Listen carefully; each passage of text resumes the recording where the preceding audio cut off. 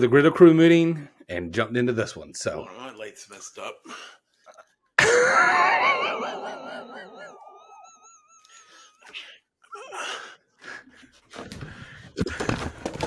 What? My light was flickering. Hey, just listen. If I drop off, just continue and finish because I'm not getting back on. I can't do this. That's what she said. okay, but how can we stop? Can we stop the recording? Maybe I should have. Because you're the producer. Right. I don't know. I'm the host. You're the Let's host. just hope it makes it. Boys, what are we doing? How are we? What makes it? What's the problem? We don't have a problem. This is the Cool Fireman Podcast. There are no problems, okay? Speak to me. There's no problems. We don't have no problems. Brian. We're fine. Everything's fine. We're doing it live. This is not the Halloween episode, but one time Brian tried to test me. So I ate his liver with some fava beans and a nice Chianti. Fava beans and rice. I like to eat fava beans. All right, welcome back, boys. This is the Cool Fireman Podcast. I left my computer at home. I have a massive echo in my ear, so I'm going to do my best. Not only that, but I don't know if I have enough cores to continue this. So we're just going to have to play it by ear. Love you all. It looks a little bouncy. Yeah, I'm running 720 here on 4 cores. All right. If you guys could hear what I could hear, I feel like I have like an earthquake going on. It'd drive you crazy right now. Yeah. Hey, welcome back. So you're going to do all the talking. Welcome back. We have Unky, myself. We got Brian. Doug is not here again. He's actually back from the safari. And he is trying out for the circus. He's going to be the front man. What do they call that, Unc? I forget.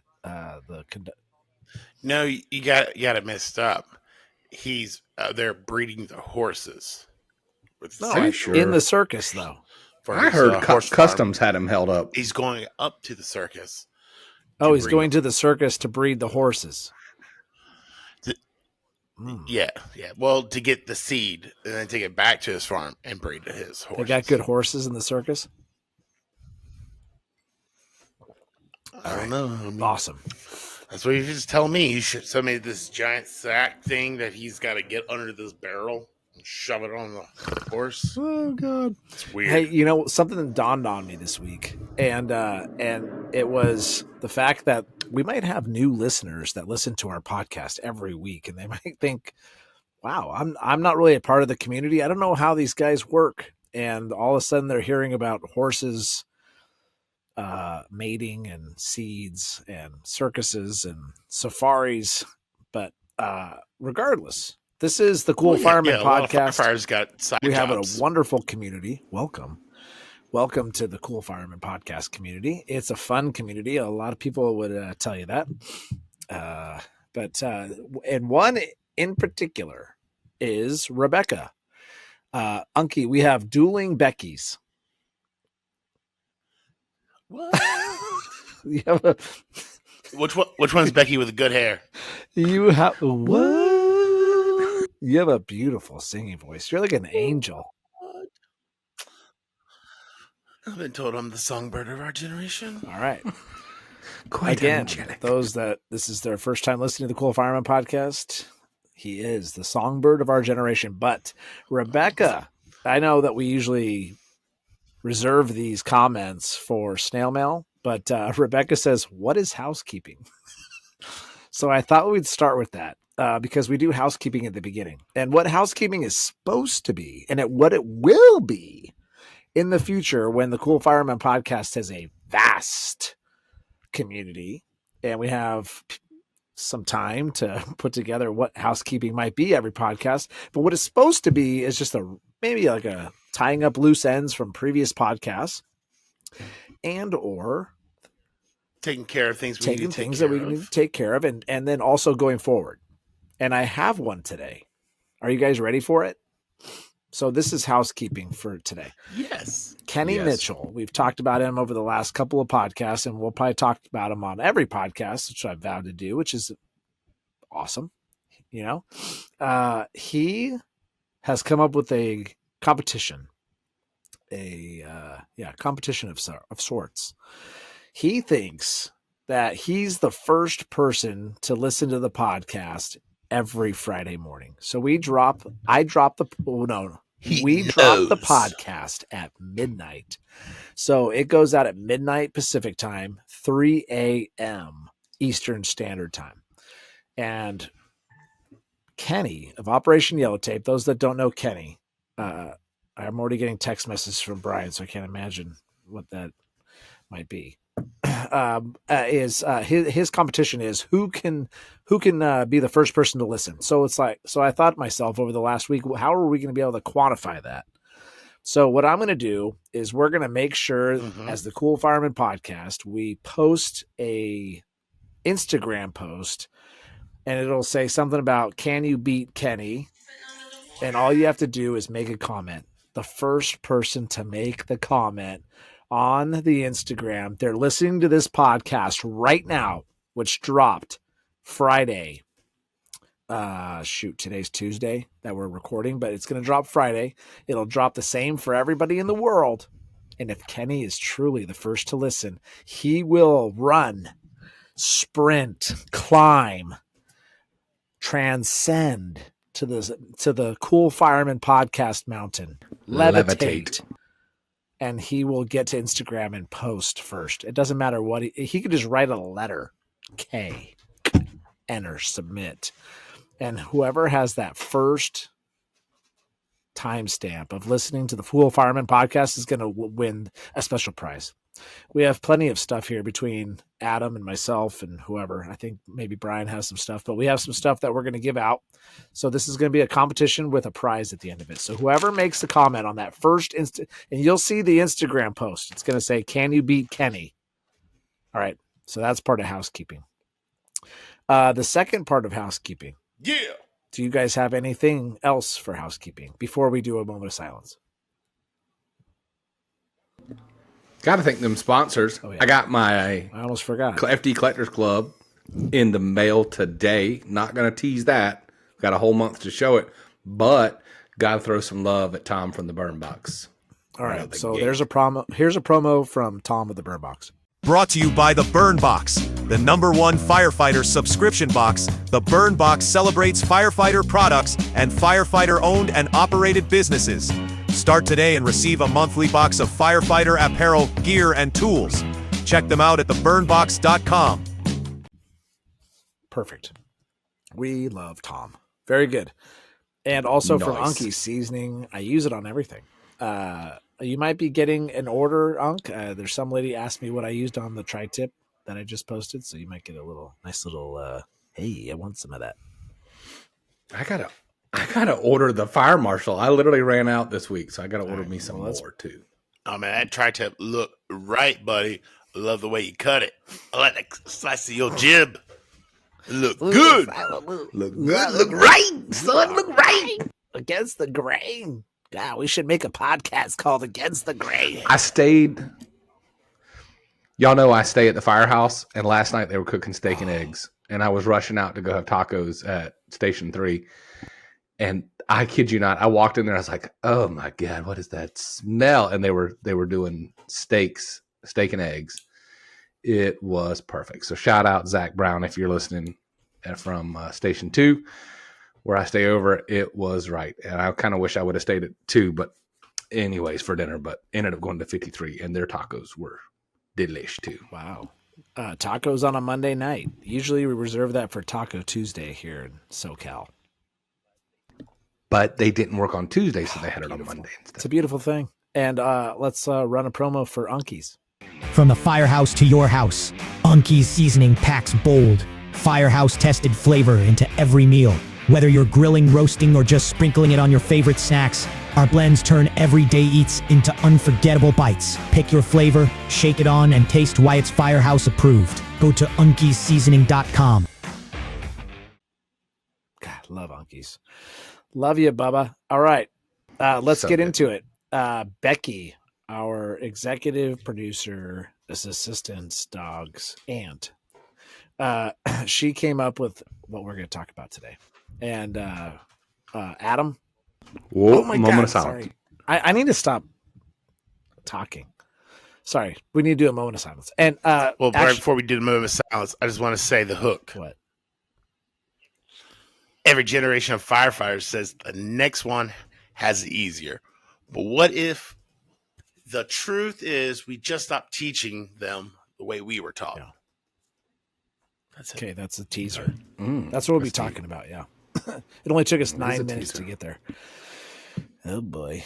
So hey, Brian, did you post something about a line of duty death recently?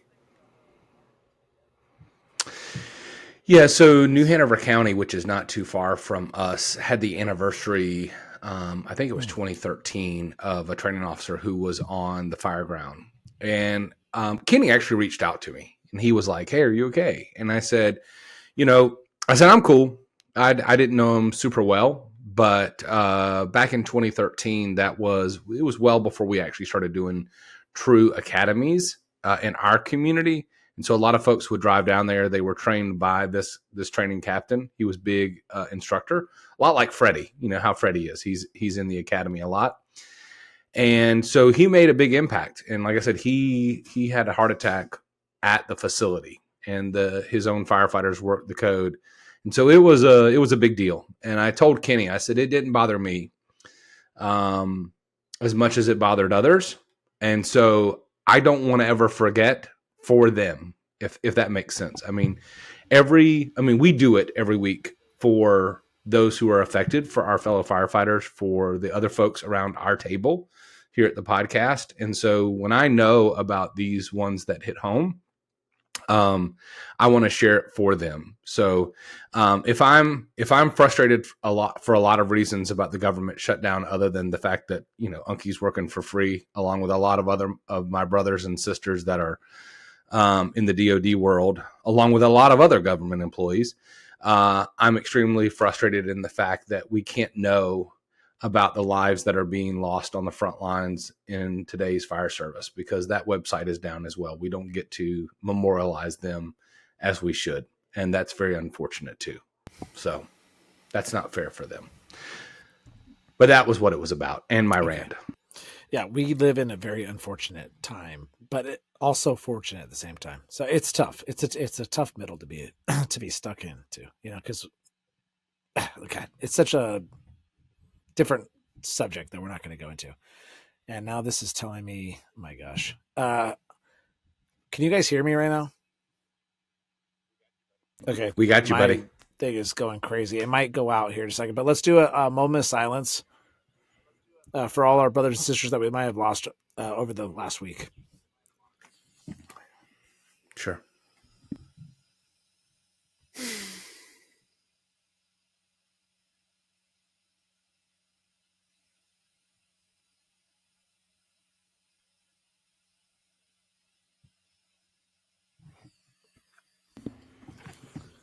All right. Well said.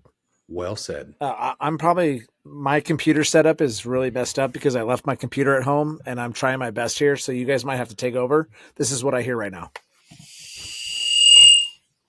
So this is really fun. Yeah. Okay. Unky, you spoke with Becky this afternoon, and she came up with an awesome topic. So if you wouldn't mind introducing that. So once again, I'll say every generation of firefighters says the next one has it easier. But what if the truth is we just stopped teaching them the way we were taught?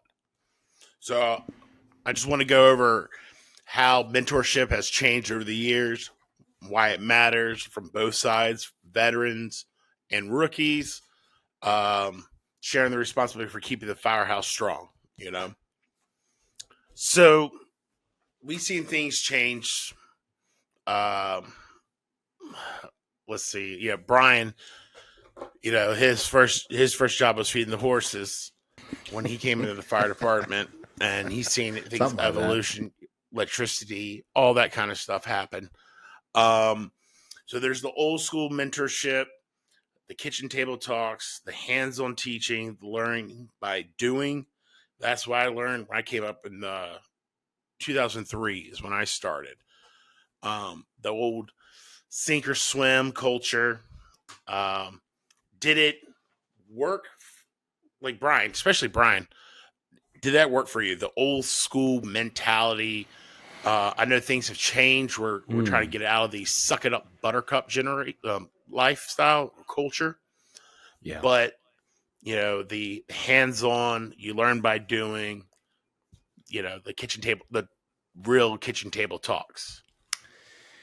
I was going to say, I when you sent this out, like I said, I've been running nonstop all afternoon, but I looked at it and I read the hook comment that you shared, and I loved it because I feel like whether we go by the questions that you've got or we just take us down the natural road of conversation, your question is great because I think for me, I look back at it and I literally thought about this yesterday is, over the course of my 26 years in the fire service already, I have had some great bosses and I have had some really bad ones. I've had some really good ones and some really bad ones.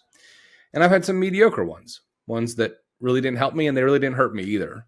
I've had influences in such a way that, I, without a doubt, said, I will not do that. By leading by example, not what they said, but what they did. And I said, as I pick up rank, I will not do that. I will not kind of create that culture. I mean, there was people that when it came to technical proficiencies were terrible, but their character traits and how they mentored me, like as a person, as a human being, their empathy, their discussion, it would be great. And if I could take a lot of those character traits along the way and bottle them up into one person, wow, that would be really, really good. Not perfect, right? But definitely very good.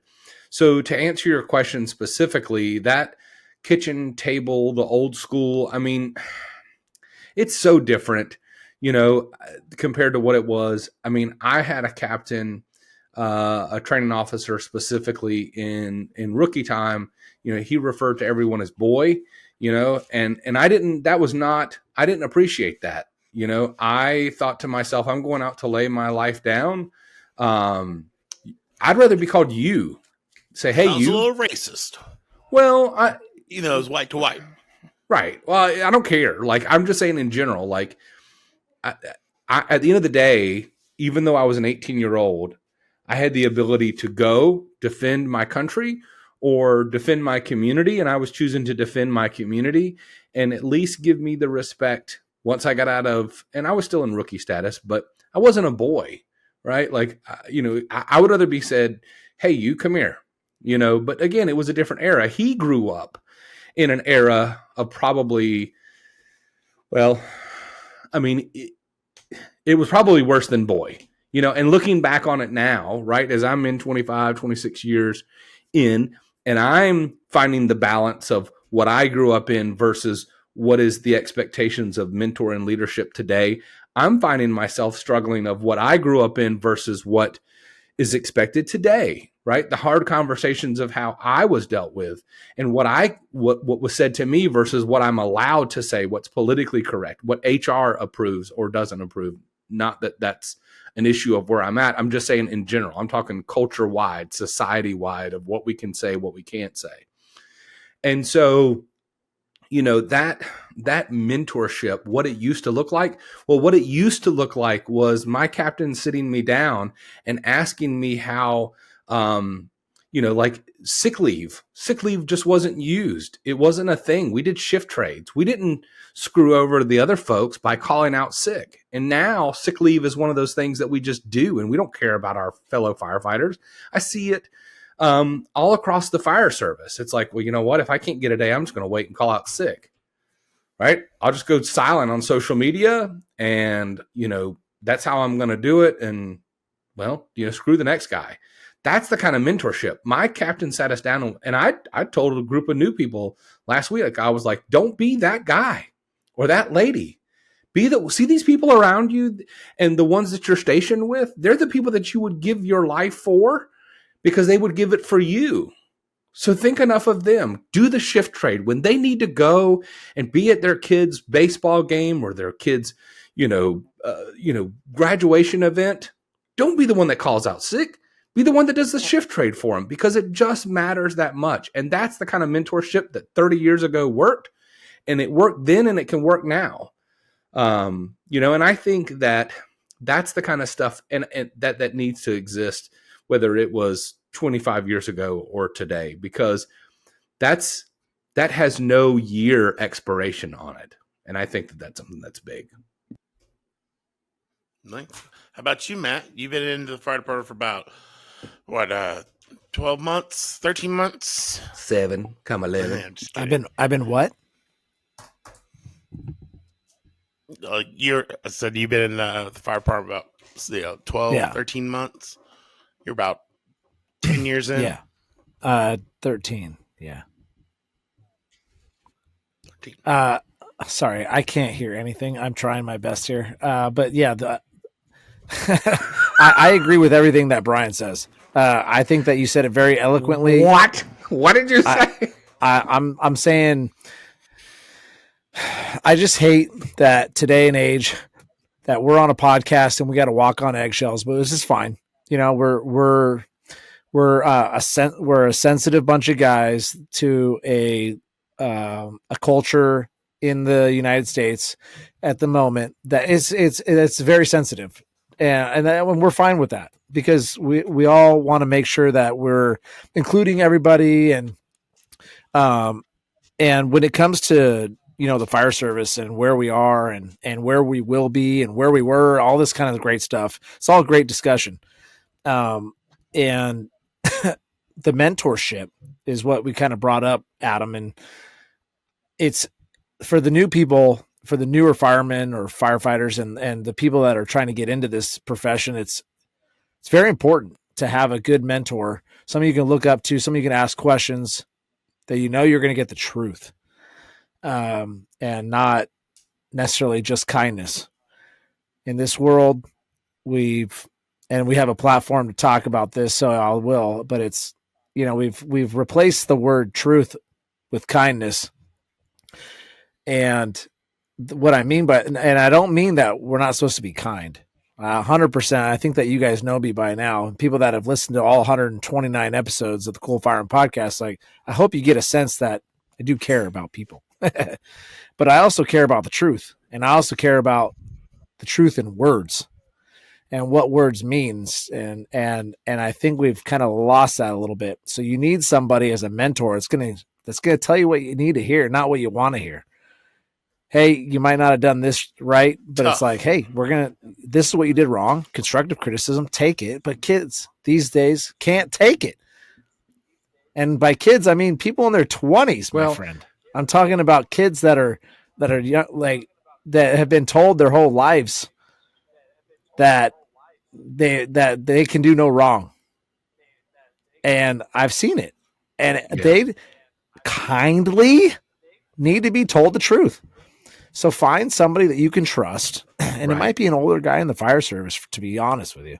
And I'm not an older guy. I mean, I'm getting there. Maybe Brian is. But find somebody that you can trust. Yeah, right. The white hair. So find somebody that you can trust. Having a mentor that's going to give you good advice and lay expectations for you, and somebody that you can confide in is very important. And you know what? To be honest, it doesn't just have to be for new firefighters. It can be for somebody all the way up through their retirement. I mean, a guy that I confide in, or that I have confided in, is retired now. So I'm sure I'll talk to him until the day I retire. We're good friends. And I've told him when he retired just recently last year, I said, John, one thing that I love about you, buddy, is that everything you told me in the last 14 years has come to fruition. And because of that, I trust the guy with everything, career advice, family advice, even, so it's important. It's important. It's a great topic. But yeah, that's like the start of what I have on, getting into the fire service, and then throughout your career is just find somebody that you can confide in that's well respected in the if you find yourself to be the one who is the mentor and not the mentee, I'll give this bit of advice first, is it's not what you say, it's how you say it, right? To your point about the truth and the kindness, you owe it as the one who's the mentor to the mentee to be honest with them. So if you know, tell them. If you don't know, tell them, right? What's the best decision or what's not the decision? Or if, I just don't know. I don't know what I would do if I was in your position. And to the mentee, don't take it personal. We live in a world where we don't know how to take the truth sometimes. We take it personal, and not that that's a bad thing, but we've also lived in so much of a society where it's like, it's almost like it's attack driven, right? We've gotten so much living behind the keyboard that we automatically retroactively take everything personal, like it's a personal attack. And we shouldn't do that in conversation. And I think that that's a great thought process of where kind of things have kind of gone wrong over society. We've lived in a world where we're so dependent on our phones and communicating that way in tone, and we don't know. So we automatically revert to what we generally know, which communication is by text and by reading, and we lack that human interaction. And so if I look at Matt and I say, Matt, I think you're doing a great job with your crew, but maybe something you could work on is team building. Well, if I sent that in a text, you could interpret that tone any which way you want. But if I was a battalion chief face to face, you would have heard my pause. You would have heard my reflection. You would have heard that I never raised my voice, that I didn't mean it with any anger. And so take the time to do those kind of conversations face to face or over the phone. So that way you can truly understand it. We as a podcast crew have said it's so hard for us to get together and record once a week. And when we make decisions that affect us, we need to do a lot of those hard conversations face to face, virtually, because when we do it on our group text, sometimes we don't know how to take the tone of the text that we're sending. So we find value in that. We find acceptance in the truth that we're sending. And if we're just doing it for the sake of a podcast, think about how the impact of that for a career, your livelihood, right? The passion and the craft that you have for something that you're willing to give not only your well-being for, but your life. And I think that that's why, regardless of which side you're on, it's important for you to do it and invest in it that much. Yeah. And you said it. I like where you went with after I ended. You went to if you find yourself the mentor and not the mentee, and the mentality that you have to have. And we've talked about leadership on here a lot. And one of the greatest attributes of a leader is to be courageous. And what I mean by that is to have the courage to tell people things that they don't want to hear, and for the betterment of everything, And so it goes back to being able to receive that is, in my opinion, a bigger issue that we have today in society than being courageous to tell people things that they don't want to hear. And that's just in my humble opinion, and I think we have a bunch of guys, at least in my department, that are willing to say, hey, this is what we need to do. And this is why I'm trying to avert from, I need to tell you to slow down so that we don't get ourselves hurt. And I had this conversation with one of our, actually pretty much our senior captain. We had a discussion about one of our employees, and I said, I had told my crew, I said, man, we are a young department. And this was a young captain, coming from a young captain to a young engineer to under 3-year or to under even 2-year fireman. This is saying, like, guys, we are a young department. We need to step back. We need to slow down, because I feel like something is going to happen. Something big is going to happen to humble us. If we walk into every day like we've been doing this job for 15 million years and we have that mentality, something bad is going to happen and it's going to humble us. It's one thing I learned from my buddy, my mentor, John. And I probably never called him that. So if he's listening to this, he's probably like, oh, wow, probably, a little humility there. But I told my crew not that long ago, I mean, it's not going to happen on my watch, Bubba's. Like, this ain't happening. So we're going to take a step back. I'm going to understand that I'm an under 2-year captain. You're an under 1-year engineer, and you're a brand new fireman on a fire engine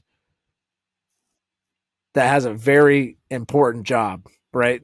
At public service. So it's, you have to be able to be courageous in that setting. You have to step up, man. It's like those people that lose their parents at a young age. They got to grow up fast, and they got to take care of their siblings or whatever, right? You hear about that all the time. Oh, so-and-so had to grow up fast. That's what I'm telling these guys. And the way we're going to grow up is baby steps, but like, we're going to make sure we do it right, and not just, we're not going to just show up in our flip flops and our, flippy floppies and walk around like we own the place. And because I guarantee you will be humbled. There is, and people that are listening to this that have done this job for long enough, they understand what I'm talking about. Is when guys come in and they get too comfortable, the man upstairs always finds a way to make sure that you get a little humbled. And hopefully nobody gets hurt in the process. And that's what I told the guys. I'm like, not on my watch, dude. Not on my watch. Not happening. As the saying goes, complacency kills. Normalization of deviance. That invisible ninja will. Yeah. That little invisible ninja will cause you to get flat on your face real quick. Something come out of nowhere and whop-a-yow. You will fall flat on your face. And it could be anything.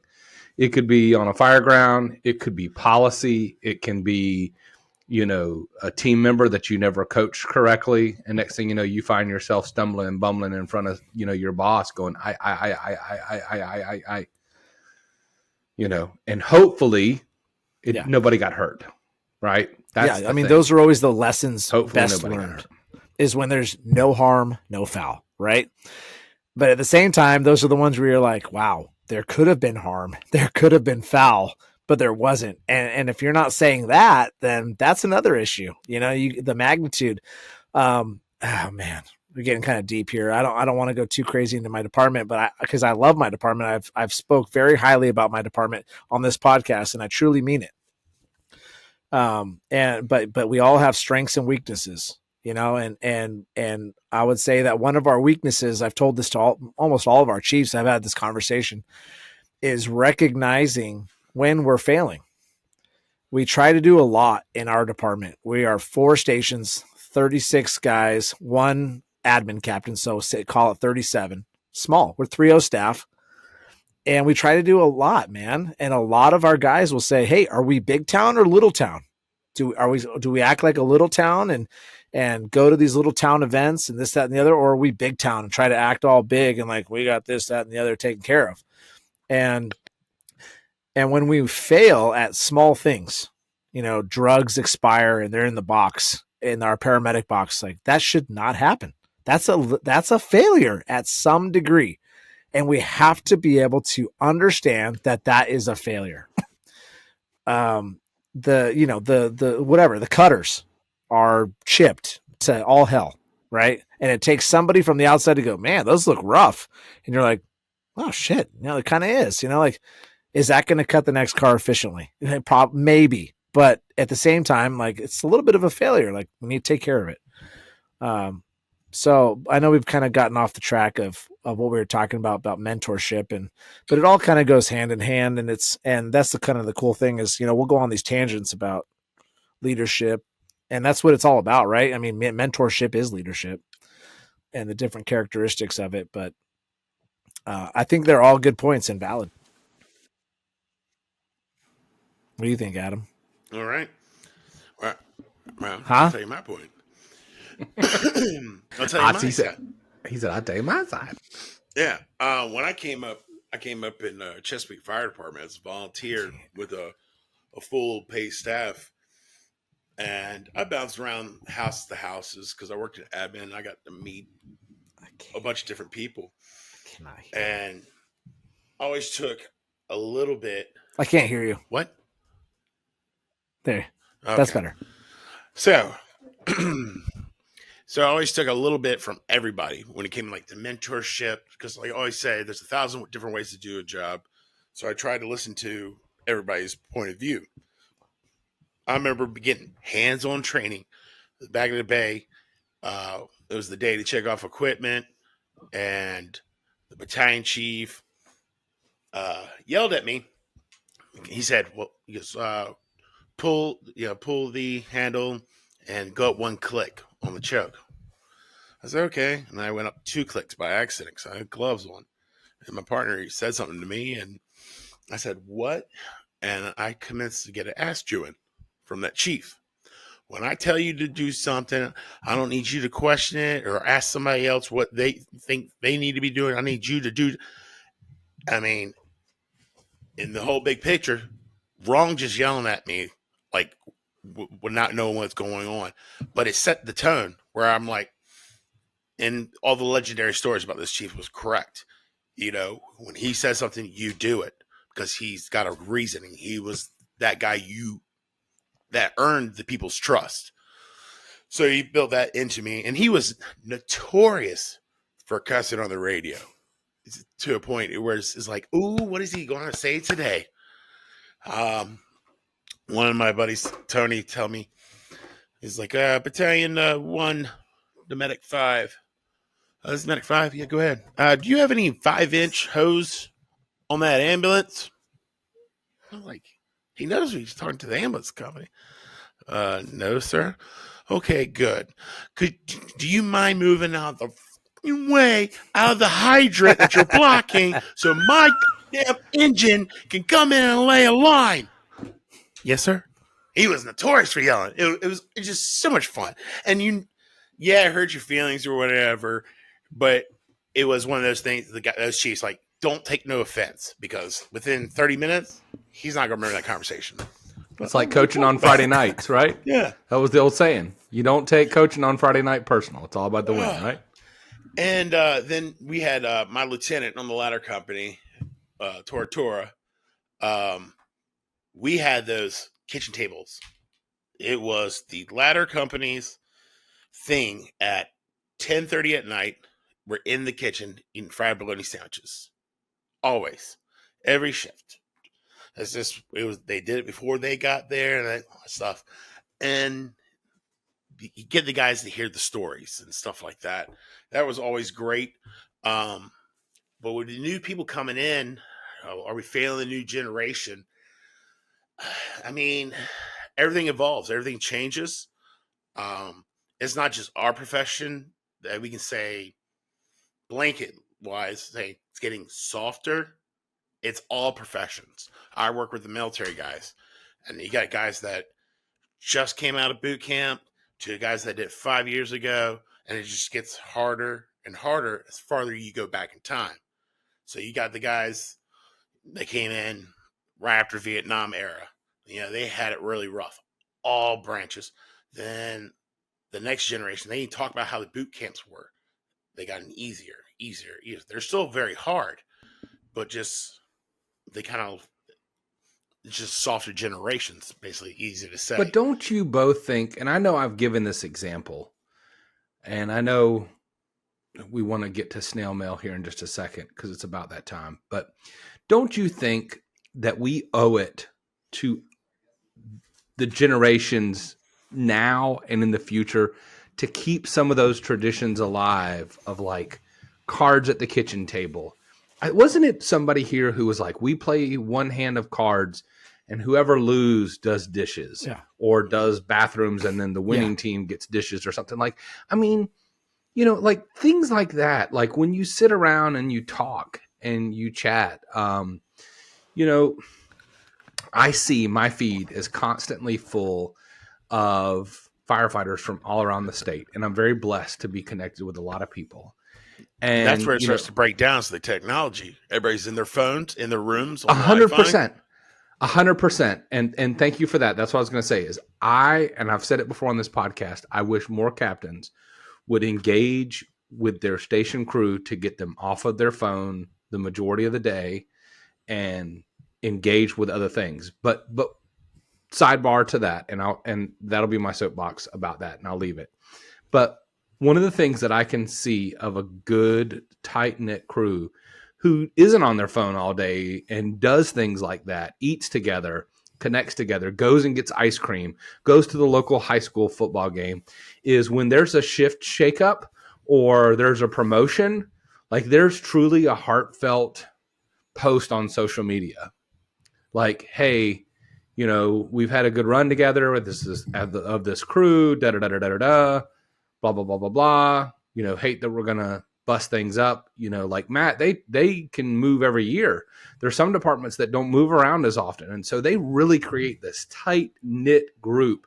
And so when they're with that really, and we've talked about this on a recent episode, and I don't want to add this on, but like and I made this comment recently because we had a move, and I was at dinner with a crew, and they were like, we just hate to bust up a really good crew. And I said, and you hate as the supervisor to leave the bad ones together either. We owe it for those good seeds to go out and multiply, right? For the next generation's sake. If we keep those crews that aren't as good together, well, then that's just going to fester and only rot and get worse. But if we keep a crew that's really good together and you teach that and you take it, and that captain, one of the last things he or she says to his crew is saying, hey guys, I know this has been one heck of a ride, but I want you guys to take this stuff and go do it with your other crews, because we owe that, kind of to Matt's point, to the generations that are going to be from behind us and moving forward. And I think that I don't care what it is. We don't have to fit the mold of what society says that we should be. We can make and write our own story. And I think that that's what's really cool about it. No, I love it. So I'm done. It's all good. We do owe it to the new guys and girls that are coming into the fire service to uphold the tradition of the fire service 100%. Now let's do some snail mail until the end. It's snail mail time. Let's do it. All right. So we don't have a lot of time here. I had mentioned that we were going to try to get through this podcast because we didn't have a lot of time, but I wanted to do for the snail mail. I wanted to do a quick shout out to Rebecca. So Rebecca blew us up on Spotify. Her last one, like I said at the very beginning, was what is housekeeping? So hopefully we kind of went over that. Housekeeping for us is just a way to kind of tie up some loose ends, introduce new things. If we're doing competitions or we're doing some giveaways, and then also for our sponsors and our moment of silence. Not always the best at remembering all this. Anybody that's new to the podcast is still with us. Thank you. All of us have full-time jobs, children, other side hustles. Like we have a lot going on. This podcast is probably more than we bit off a little more than we could chew, but we still love hanging. We love the community that we've built. I mean, there's been guys and gals that have listened to us since day one, and we thank them. And Rebecca, we appreciate that you are with us. She also wrote a day ago that I am proud to be a Cool Fireman Podcast addict. And that is so cool because that just means that she loves being a part of the community. Love it. She also said, said this. This is a family show, but we sure say fuck a lot. I don't. Okay, I do. I'm getting better. Let's make that perfectly clear. And then, sorry, Rhett. And then Rebecca said also, get out of here, Becky. Little firefighter Quinn. I don't know what that meant, but we've had people still people like Little Firefighter is one of our newer commenters on Spotify. Little Firefighter on TikTok is the name. I don't know who it is. It must be somebody that we know. Is he the guy that's like really blown up on TikTok? No, Little Firefighter? Not that guy. Maybe I'm gonna go check it. His logo is the Spartan logo, like Spartan rigs, I think. Our last truck for our department was ordered in June of 2020, and we got the engine in February of 2021. So people are still have a lot of engagement on the episode that we were talking about fire engines and trucks and speccing them out and what we're doing to drive up the cost and drive up how long it's taking to get those things in our hands. So I know it's a short snail mail. It's a short podcast. It's a really good, really good topic, Adam. And I know you and Becky collaborated on that one, and we're going to continue this conversation. In fact, this might just be part one. We might talk part two and continue this, leadership within the ranks, the rank and file of the fire stations, and mentorship, and what it means, and how we can do it. And it's helping these guys and gals get into the to help them fall in love with the fire service, how to get into the fire service as far as civil servant tests and CPATs and the physical ability tests and all that kind of stuff that we can talk about. There's a lot of stuff that we can kind of branch off into this mentorship. So anyways, I got to get running. My family is waiting for me. Do you guys have anything else before we end this lovely week? And then the next week is our Halloween edition. When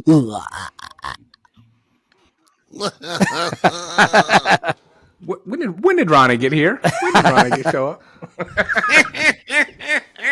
Oh God! Who's sending us out?